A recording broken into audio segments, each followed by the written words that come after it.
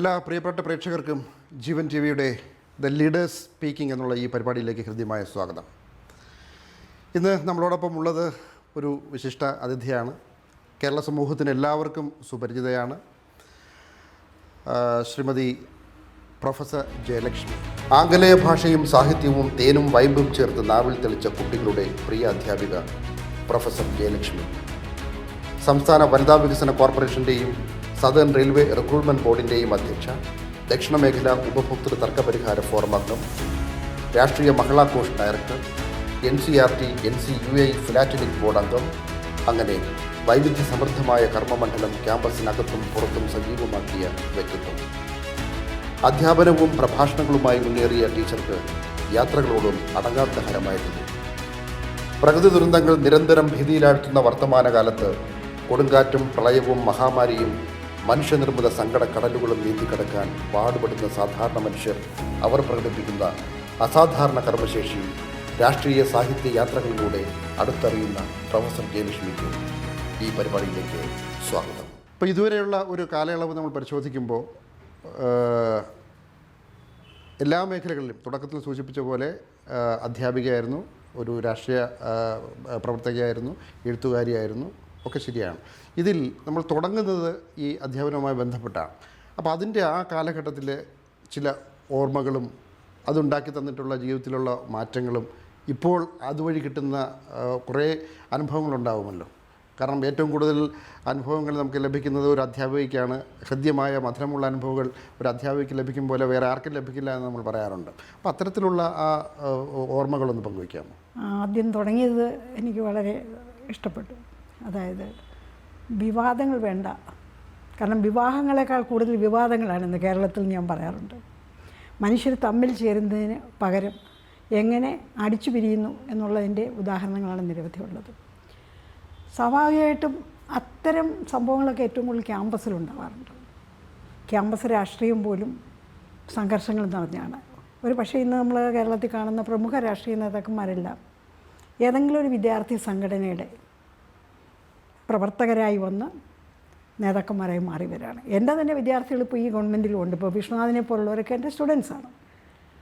അവരിപ്പോൾ ഈ മേഖലയിൽ, മീഡിയ മേഖലയിൽ, സിനിമാ മേഖലയിലും ഒക്കെ, ടൂറിസം മേഖലയിലൊക്കെ വരുമ്പോൾ അതാണ് ഒരു അധ്യാപികയ്ക്ക് കിട്ടുന്ന സമ്മാനങ്ങൾ. ഇവരെയൊക്കെ കൈപിടിച്ചുയർത്താൻ നിരവധി സന്ദർഭങ്ങളുണ്ടാകുന്നു എന്നുള്ളതാണ്. അവരിൽ അന്തർലീനമായ വിവിധ കഴിവുകൾ, സ്വഭാവ വിശേഷങ്ങളും വൈരുദ്ധ്യങ്ങളും വ്യത്യാസങ്ങളും എല്ലാം പഠിക്കാൻ ഒരു അധ്യാപികയ്ക്ക് കഴിഞ്ഞാൽ അവിടെ തന്നെ വിദ്യാർത്ഥിയും അധ്യാപിക അല്ലെ അധ്യാപകനും തമ്മിലുള്ള ബന്ധം ഉറപ്പായി. ഞാൻ തുടങ്ങി വെക്കുന്നത് ഞാൻ പഠിച്ച കോളേജിലാണ് അധ്യാപികയായിട്ട്. അത് CMS കോളേജ് കോട്ടയമാണ്. കോട്ടയത്താണ് ടീച്ചർ പഠിച്ചത്? CMS കോളേജിൽ എൻ്റെ PG ചെയ്തു. തിരുവനന്തപുരത്ത് തൊട്ടപ്പുറം കാണുന്ന വിമൻസ് കോളേജിൽ എൻ്റെ ആദ്യത്തെ പ്രീ യൂണിവേഴ്സിറ്റി ചെയ്തു. അത് കഴിഞ്ഞ് യൂണിവേഴ്സിറ്റി കോളേജിൽ ഡിഗ്രി ചെയ്തു. പോസ്റ്റ് ഗ്രാജുവേഷൻ കോട്ടയം CMSലായിരുന്നു. അപ്പോൾ അവിടുത്തെ പതിവ് രീതി അനുസരിച്ച് അവിടുത്തെ അധ്യാപകർക്ക് തൃപ്തി തോന്നുന്ന എല്ലാ വിധത്തിലും അവർ അംഗീകരിക്കുന്ന വിദ്യാർത്ഥികൾക്ക് ആ കോളേജിൽ തന്നെ വിളിച്ചങ്ങ് ജോലി തരികയാണ്. കാലഘട്ടത്തിൻ്റെ ഒരു വ്യത്യാസം എന്ന് പറഞ്ഞാൽ ജോലി തിരക്കിയല്ല നമ്മൾ പോകുന്നത്. നമ്മളെ പരീക്ഷ എഴുതി വൈവ എന്ന് പറയുന്ന സംഭവം വരുന്നതിന് മുമ്പ് തന്നെ നമ്മളെ ക്ഷണിച്ചിരിക്കും, നീ വന്ന് പഠിപ്പിക്കും എന്ന് പറയും. അപ്പം ഞാൻ എൻ്റെ കൂടെ ആ സമയത്ത് അവിടുത്തെ ലവേഴ്സ് ലേനിൽ കൂടെ തോളിൽ കൈയിട്ട് നടന്ന CMS കോളേജ്, പക്ഷേ ക്ലാസ്മേറ്റ് കണ്ടിട്ടുള്ള എല്ലാവർക്കും അറിയാം. CMS കോളേജിൻ്റെ ഒരു റൊമാൻറ്റിക് അറ്റ്മോസ്ഫിയർ ഭയങ്കരമാണ്. ചുളമരങ്ങളുടെ ഇടയിലുള്ള ഇപ്പോഴും എല്ലാവരും ആസ്വദിക്കുന്ന സംഭവങ്ങൾ. ധാരാളം സിനിമകൾ അവിടെ ചെയ്തിട്ടുണ്ട്.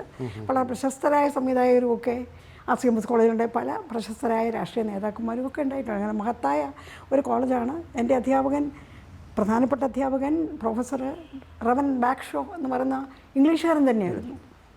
അപ്പോൾ അതൊക്കെ ഒരു വലിയ സൗഭാഗ്യം ഒരു കാലഘട്ടത്തിൽ. അപ്പോൾ അതിന് പ്രേക്ഷകർക്ക് വ്യക്തമാണ് ടീച്ചർ ഏത് ഭാഷയാണ് കൈകാര്യം ചെയ്തിരുന്നത്, ഏത് ഭാഷ അധ്യാപികയായിരുന്നു എന്നൊക്കെ ഉള്ളത് അതിൽ നിന്ന് തന്നെ വ്യക്തമാണ്.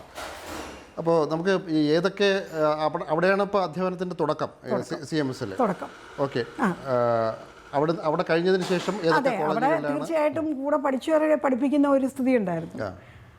അപ്പോൾ അന്ന് വളരെ തമാശയുണ്ട്. ചിലരൊക്കെ ഇപ്പോൾ വലിയ പ്രമുഖരാണ്.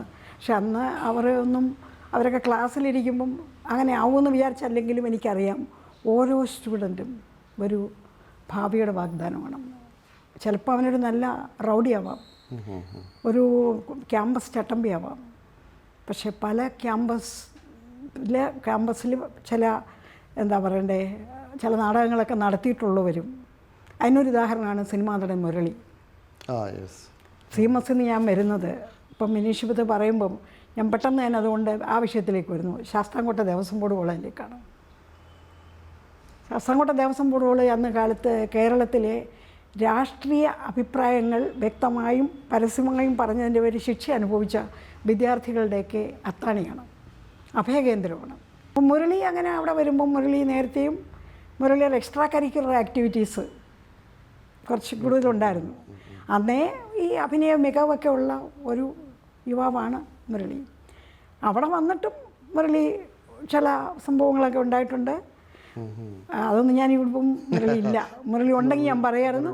പക്ഷേ ഈ സമയത്ത് എനിക്ക് ഓർമ്മയുള്ളൊരു കാര്യം, എന്നെ ക്യാമറ എങ്ങനെ പിടിക്കണം എന്ന് പഠിപ്പിച്ചത് മുരളിയാണ്.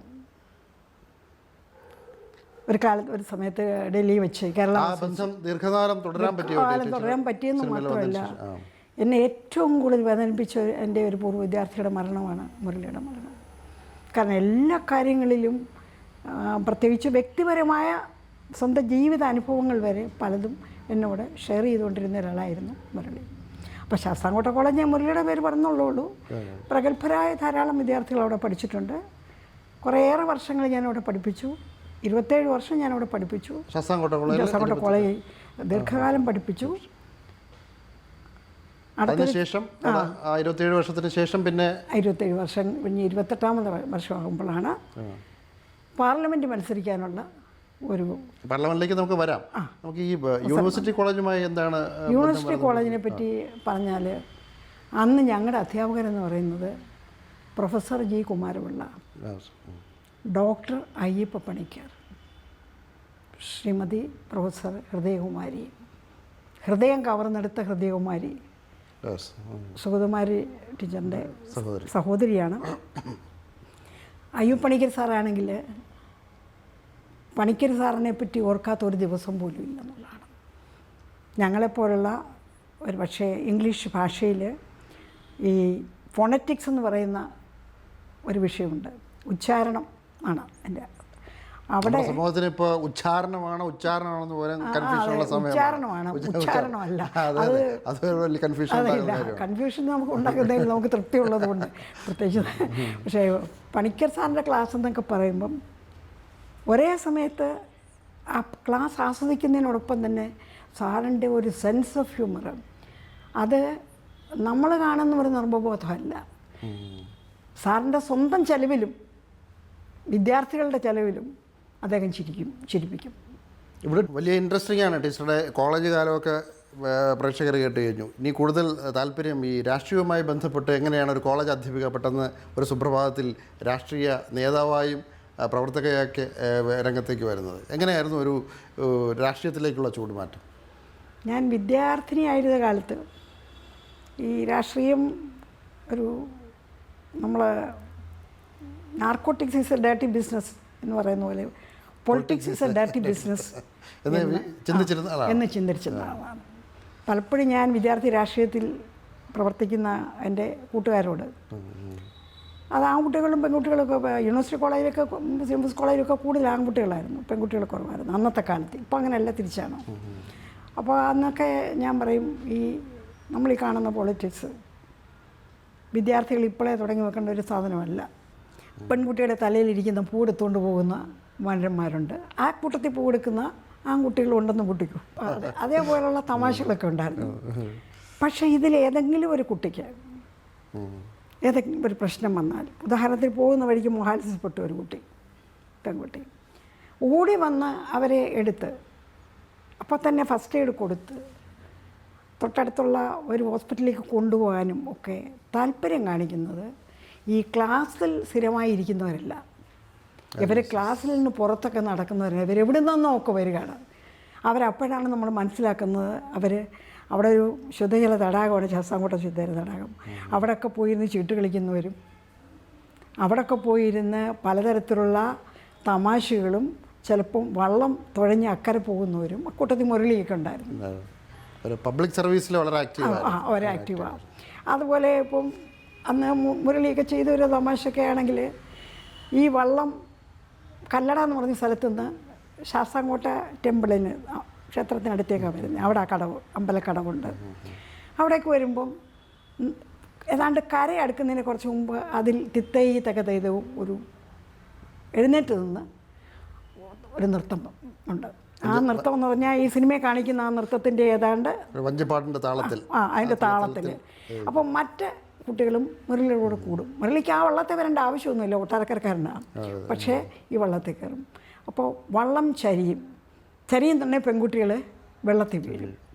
വെള്ളത്തിൽ വീഴുന്ന പറഞ്ഞ് അവിടെ മുരളി എന്ന് പറയുന്ന സാഹസികനായ സ്ത്രീകൾ പെൺകുട്ടികളെ രക്ഷപ്പെടുത്തേണ്ടുന്ന കടമ ബാധ്യതയുള്ള യുവാവ് അവിടെ വരികയാണ്. മനസ്സിലായല്ലോ. വന്നിട്ട് അവരെ കരയ്ക്ക് കയറ്റുന്നു. ഇതിൻ്റെ പേര് മുരളി ശിക്ഷിക്കാനൊക്കെ കോളേജ് കൗൺസിലൊക്കെ തീരുമാനിച്ചിരുന്നു. എന്നെപ്പോലുള്ളവരുടെ ശക്തമായ എതിർപ്പ് കൊണ്ടാണ് നടക്കാതെ പോയത്. അത് മുരളി പിന്നെ പല മീറ്റിങ്ങുകളും പറയുമായിരുന്നു. കാരണം ഇതൊക്കെ ഒരു തമാശല്ലേ. ആ പ്രായത്തിൽ ആ തമാശ കാണിച്ചില്ലെങ്കിൽ പിന്നെ അവരെവിടെയാണ് ഇതൊക്കെ കാണിക്കേണ്ടത്?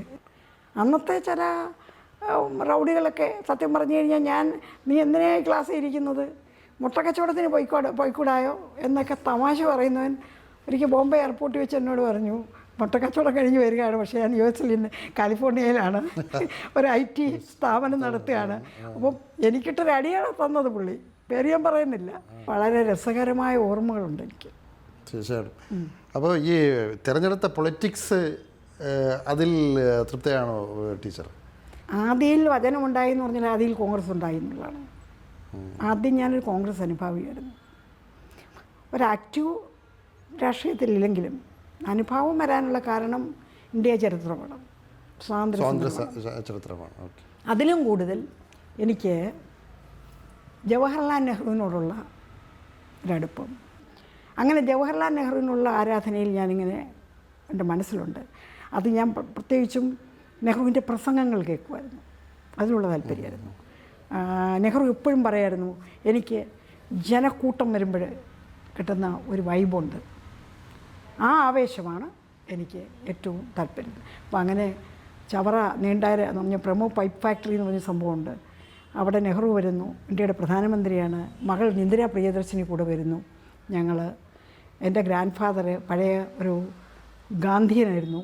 വീട്ടിൽ തന്നെ ഒരു നൂറ്റ് ഖദർ ഉടുത്ത്, അപ്പം നമ്മുടെ വീട്ടിൽ ചർക്കയുണ്ട്, നമ്മളത് കാണുന്നുണ്ട്, നമ്മളെക്കൊണ്ട് അത് പരിശീലിപ്പിക്കുന്നുണ്ട്. മാതൃകാ കോൺഗ്രസ്, അന്നത്തെ കോൺഗ്രസ്. അങ്ങനെ ഞാൻ അദ്ദേഹത്തിൻ്റെ കൂടെ പോയി. അപ്പോൾ എനിക്ക് ഈ ഖദറും ആ വേഷമൊന്നുമില്ല, അകപ്പാടെ 2-3 ഈ പാവാടയും ബ്ലൗസും ഒക്കെയാണ്. അതൊക്കെ പല നിറത്തിലുള്ളതാണ്. പക്ഷേ ഞാനവിടെ പോയപ്പോൾ അവിടെ പെൺകുട്ടികളൊക്കെ വെള്ള വസ്ത്രധാരികളായിട്ട്, ഖദർ വസ്ത്രധാരികളായിട്ട് ജവഹർലാൽ നെഹ്റുവിനെ സ്വീകരിക്കാനായിട്ട് നിൽപ്പുണ്ട്. എനിക്കൊരു ആക്ഷേപമൊക്കെ തോന്നി. ഞാൻ എൻ്റെ മുത്തച്ഛനൊരു 6 അടി പൊക്കമുണ്ട്, പുള്ളിയുടെ പുറകിൽ ഇങ്ങനെ ഒളിച്ചു, പുള്ളിയുടെ ഖദറിൻ്റെ പുറകിൽ ഞാൻ ഒളിച്ചു നിന്നു. അപ്പോൾ നെഹ്റുവിൻ്റെ വാഹനം വന്നു. അവിടെ സ്വീകരണത്തിന് വേണ്ടി അദ്ദേഹം തല ഉനിച്ചു. കുട്ടികളെല്ലാം കയറി മാലയിട്ടു. അത് കഴിഞ്ഞപ്പോൾ ഞാൻ സ്തംഭിച്ചു. പിന്നെ എൻ്റെ കഴുത്തിലൊരു മാല ജവഹർലാൽ നെഹ്റുവിൻ്റെ വന്ന് വീഴുന്നു. അദ്ദേഹം എൻ്റെ കഴുത്തിലോട്ട് മാല ഇട്ടു. എന്നെ അദ്ദേഹം ശ്രദ്ധിച്ചു. അത് ഇപ്പോഴും എന്നോട് ചോദിച്ചാൽ അവിസ്മരണീയമായൊരു മുഹൂർത്തം ഏതാണെന്ന് ചോദിച്ചാൽ ഞാനിപ്പോഴും എൻ്റെ ആ ബാല്യകാലം, അതായത് 9ാം ക്ലാസ് ഞാൻ പഠിക്കുക. അപ്പം ഇന്ദിരാഗാന്ധി എൻ്റെ കവിളിലൊന്ന് തട്ടി കൈസായേ എന്ന് ചോദിച്ചു. എനിക്ക് അങ്ങനത്തെ ഹിന്ദിയൊന്നും അറിയാൻ വയ്യെങ്കിലും ഞാൻ ഏതാണ്ടൊന്ന് പറഞ്ഞു. ടീഖ എന്ന് പറയാനൊന്നും വന്ന് അറിയില്ല. അപ്പോൾ എൻ്റെ മുത്തച്ഛൻ എടുത്ത് പൊക്കി. അതുവരെ പുള്ളി നീ ഇങ്ങനെ വേഷം കെട്ടുന്ന എല്ലാ കാര്യം എന്നൊക്കെ പറഞ്ഞ് എന്നെ ശകാരിച്ചുകൊണ്ടിരുന്നതാണ്. ആ സമയത്ത് എന്നെ എടുത്ത് ഉയർത്തി. പിറ്റേ ദിവസം കൊല്ലത്തുനിന്ന് പുറപ്പെടുന്ന മലയാള രാജ്യം പത്രത്തിലെ പടം ഇതായിരുന്നു, ചാച്ചാ നെഹ്റു, കുട്ടികളുടെ അദ്ദേഹത്തിൻ്റെ വാത്സല്യം. അതോടുകൂടി പിന്നെ ഞാൻ നെഹ്റു ഫാനായിട്ട് അങ്ങ് മാറിയിട്ട് നെഹ്റു ഡിസ്കോഗ്രഫിൻ്റെയും ലെറ്റേഴ്സ് അച്ഛൻ മകൾക്ക് അയച്ച കത്തുകളും തുടങ്ങിയതെല്ലാം വായിക്കുകയും കോൺഗ്രസിനോട് ചെറിയ താല്പര്യം കാണിക്കുകയും അങ്ങനെ ഇപ്പോൾ നമ്മുടെ KSRTCക്ക് കൊടുത്തിരിക്കുന്ന പ്രിയദർശിനി ബസ്സിന് പകരം ഞാനൊരു പ്രിയദർശിനി വനിതാ സഹകരണ ബാങ്കും ഒരു പ്രിയദർശിനി ഷോപ്പിംഗ് കോംപ്ലക്സ് തുടങ്ങി. അവിടെ രാഷ്ട്രീയത്തിൻ്റെ തുടക്കം ശാസ്താംകോട്ടയിൽ. ശാസ്താംകോട്ടയിൽ പാർലമെൻറ്റിലെ ആ ഒരു രാഷ്ട്രീയത്തിലേക്ക് പാർലമെൻറ്റ് രാഷ്ട്രീയം എനിക്ക് സ്ഥാനാർത്ഥിത്വം വിളിച്ചു തന്നതാണ്. അല്ല, ഞാൻ സ്ഥാനാർത്ഥിത്വത്തിൻ്റെ പുറകെ ഒന്നും പോയിട്ടില്ല. അത് ഏത് മണ്ഡലമായിരുന്നു? കോട്ടയം മണ്ഡലം പാർലമെൻറ്റ്. അപ്പോൾ കോട്ടയം മണ്ഡലം LDF കാൻഡിഡേറ്റാണ് ഞാൻ മത്സരിക്കുന്നത്. ഞാൻ ജനതാ പാർട്ടിയിൽ നിന്നാണ് വരുന്നത്. കോൺഗ്രസിൻ്റെ ആദ്യത്തെ കാല രൂപമായിരുന്നല്ലോ മൊറാർജി ദേശായി. ജയിലിൽ പറഞ്ഞ പാർട്ടിയാണ് മൊറാർജി ദേശായിയുടെ. അറിയാമല്ലോ, ജയിലിൽ പറഞ്ഞു എന്നാണ് അതിനെപ്പറ്റി പറയുന്നത്. ഞാനിങ്ങനെ വിമർശിക്കാനുള്ള ഒരു അവകാശമൊന്നും എനിക്കില്ല. പക്ഷെ അവരുടെ ഒപ്പം നിന്നതുകൊണ്ട് എനിക്കത് പറയാം. അത്രമാത്രം ഞാൻ ഹേർട്ടായിരുന്നു. എനിക്ക് മുറിവ് വെച്ചിട്ടുണ്ട്. അവിടെ നിന്നാണോ ഈ ലോക് ജനശക്തിയിലേക്കുള്ള രാംവിലാസ് പാസ്വാൻ ജനതാ പാർട്ടിയുടെ ജനതാദളിൻ്റെ 2-3 യൂണിറ്റുകളങ്ങായല്ലോ. ജനതാദൾ യുണൈറ്റഡ് ആയി. അത് ലാലു പ്രസാദ് യാദവ് ഒരു ഭാഗത്തായി, രാംവിലാസ് പാസ്വാൻ വേറൊരു ഭാഗത്തായി. അപ്പം രാംവിലാസ് പാസ്വാൻ്റെ ഒരു ദളിത് ആഭിമുഖ്യവും പിന്നോക്കക്കാരോടും മാർജിനലൈസ് സൊസൈറ്റിയോടുള്ള താല്പര്യവും എനിക്കും താല്പര്യമുള്ള വിഷയങ്ങളാണ് അന്നും ഇന്നും. പക്ഷെ അതിനൊരു വലിയ മൈലേജ് ടീച്ചർ കേരളത്തിലുണ്ട്. എനിക്ക് ആ പാർട്ടിയെ വളർത്തിക്കൊണ്ട് വരാൻ പറ്റുമായിരുന്നു. പക്ഷേ അവിടെ പറ്റിയ പ്രശ്നം അതൊരിക്കലും ഒരു നാഷണൽ പാർട്ടി ആയില്ല. അതൊരിക്കലും കേരളം പോലുള്ള സംസ്ഥാനങ്ങളെ കാര്യമായി ഗമനിച്ചില്ല. അതൊരു ബീഹാർ രാഷ്ട്രീയമായിട്ട് മാറി.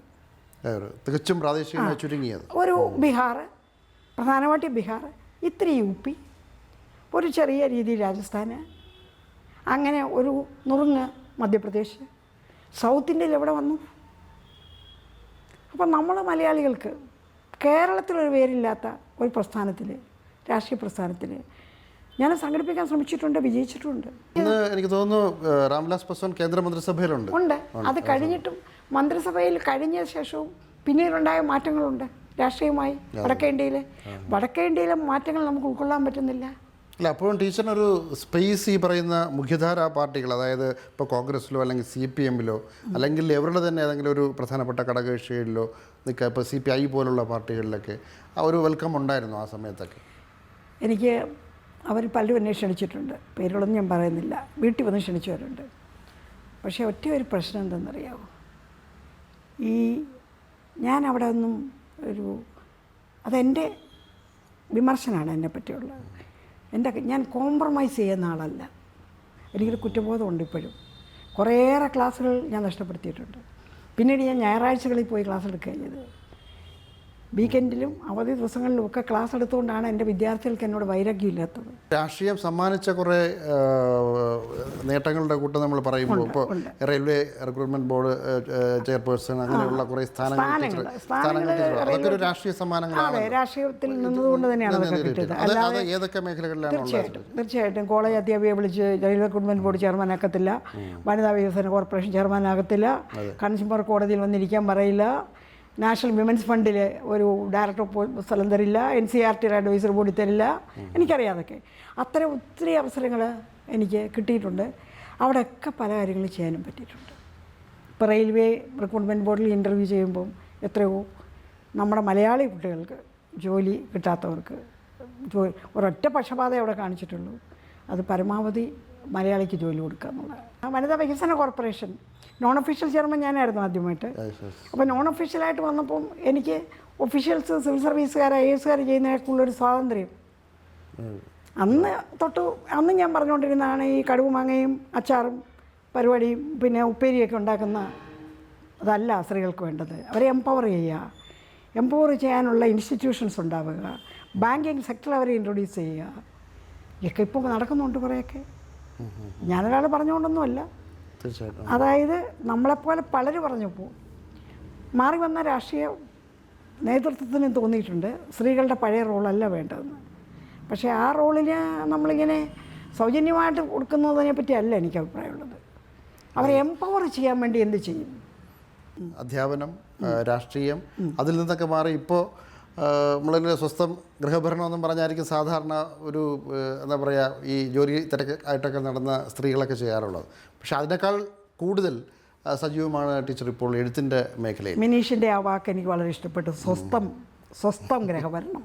ഞാൻ ഒരിക്കലും സ്വസ്ഥയായിരുന്നില്ല. ഞാൻ എപ്പോഴും അസ്വസ്ഥയായിരുന്നു. ബാല്യം മുതൽ പറ്റാത്ത ഉയരങ്ങളിലേക്ക് പോകണം, എന്നുള്ളതായിരുന്നു എന്നും. ജീവിതത്തിൻ്റെ എല്ലാ അനുഭവങ്ങളും ഉണ്ടാവണം. അതുകൊണ്ട് യാത്രകൾ ഒരുപാട് ചെയ്തിട്ടുണ്ട്. രാജ്യം വിട്ട് വിദേശ രാജ്യങ്ങൾ ധാരാളം യാത്ര ചെയ്തിട്ടുണ്ട്.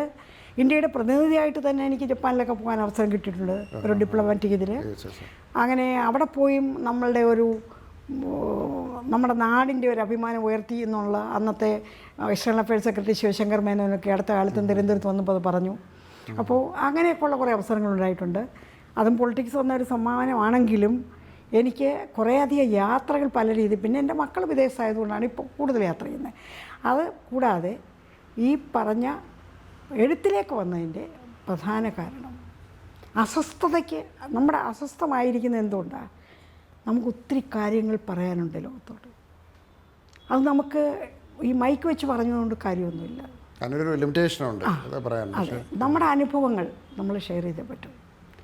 നമുക്കറിയാവുന്നത് മാത്രം നമ്മൾ എഴുതുക, നമുക്കറിയാത്തത് നമ്മൾ പഠിക്കുക, അല്ലാതെ എഴുതരുത് എന്നൊരു അഭിപ്രായം എനിക്കുണ്ട്. ഇപ്പോൾ തന്നെ അടുത്ത കാലത്ത് എഴുത്തുകാർ തമ്മിലുള്ള വാഗ്ദാനങ്ങളൊക്കെ ഞാൻ കാണുന്നുണ്ട്.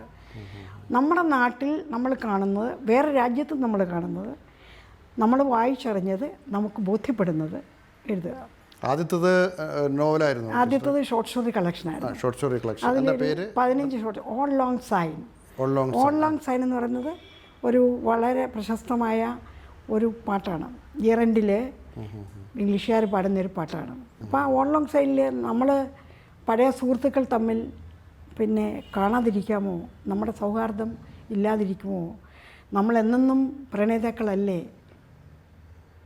അതൊരു പ്രണയഗാനമാണ് ഒരർത്ഥത്തിൽ. അതൊരു പുതിയ യുഗത്തിനെ സ്വാഗതം ചെയ്യുന്നു, പുതിയ വർഷത്തിനെ സ്വാഗതം ചെയ്യുന്നു.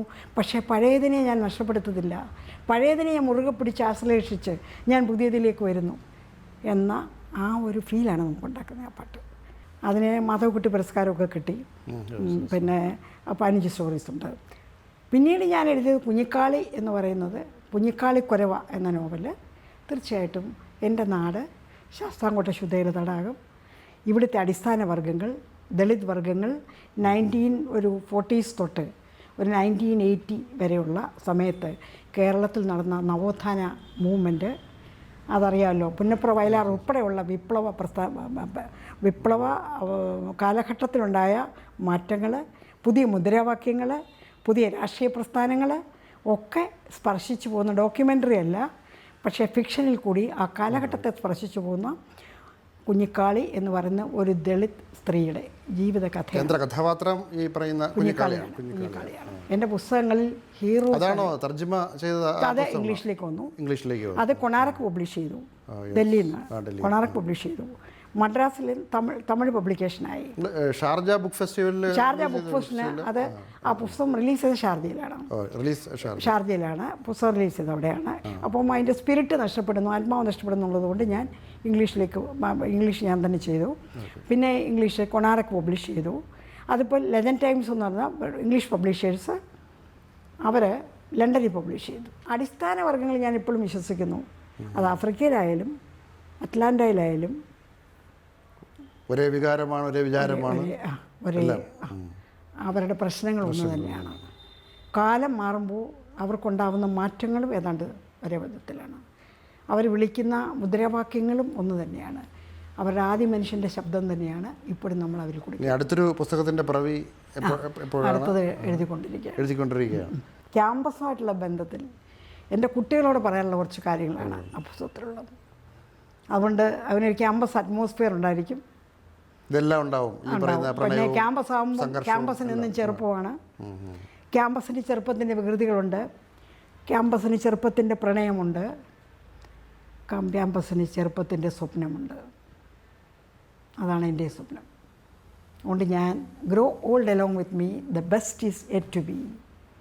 എൻ്റെ കൂടെ നിങ്ങളും വളർന്നോളൂ, പ്രായമായിക്കോളൂ എന്നല്ല പറഞ്ഞത്, എൻ്റെ കൂടെ നിങ്ങളും വളർന്നോളൂ, വലിയ കാര്യങ്ങൾ ഇനിയും സംഭവിക്കാനുണ്ട്. Grow old along with me, the best is yet to be. മധുരമുള്ള പ്രണയത്തിൻ്റെ, സംഘർഷത്തിൻ്റെ, രാഷ്ട്രീയത്തിൻ്റെ, എഴുത്തിൻ്റെ അങ്ങനെ ഒരു വലിയ ലോകം ടീച്ചർ പ്രൊഫസർ ജയലക്ഷ്മി നമ്മുടെ പ്രേക്ഷകർക്ക് മുമ്പാകെ തുറന്നിടുകയായിരുന്നു. വലിയ ഇൻട്രസ്റ്റിംഗ് ആയിരുന്നു. ഇനിയുള്ള നാളുകളിൽ നല്ലൊരു ജീവിതം തന്നെ ടീച്ചർക്ക് ആശംസിക്കുകയാണ്. എല്ലാവിധ നല്ല ഭാവിയും എഴുത്തിൻ്റെ ലോകത്ത് കൂടുതൽ സജീവമാകാൻ ടീച്ചറിന് കഴിയട്ടെ എന്ന് ആശംസിക്കുന്നു. നമസ്കാരം.